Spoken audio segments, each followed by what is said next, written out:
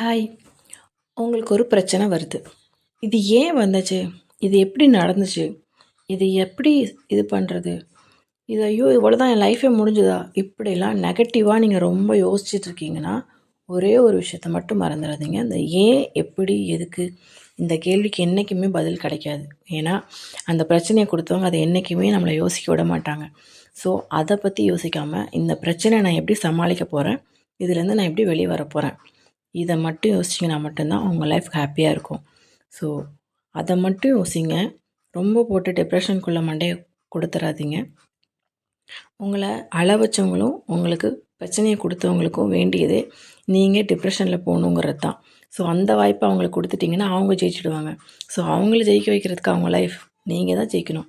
So அப்படி ஒருத்தவங்க கொடுக்குறாங்கன்னா ஏன், எதுக்கு, எப்படி அந்த யோசனை இல்லாமல் நான் இந்த பிரச்சனையிலேருந்து எப்படி வெளியே வர போகிறேன், அவ்வளோதான் நம்ம யோசனையாக இருக்கணும்.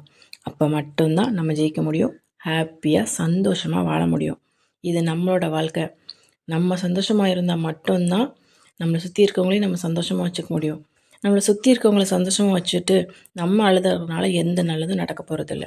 ஸோ நீங்கள் சந்தோஷமாக இருந்தால் தான் உங்களை சுற்றி இருக்கவங்களையும் நீங்கள் சந்தோஷமாக வச்சுக்க முடியும். ஸோ அதுக்கு என்ன பண்ணுறதுன்னு மட்டும் யோசிச்சிங்கன்னா மட்டும்தான் உங்கள் லைஃப் சூப்பராக இருக்கும். நான் சொன்னது உங்களுக்கு புரிஞ்சிருக்கும்னு நினைக்கிறேன். புரிஞ்சிருந்தால் லைக்ஸ் அண்ட் சப்ஸ்கிரைப் பண்ணுங்கள். Take care.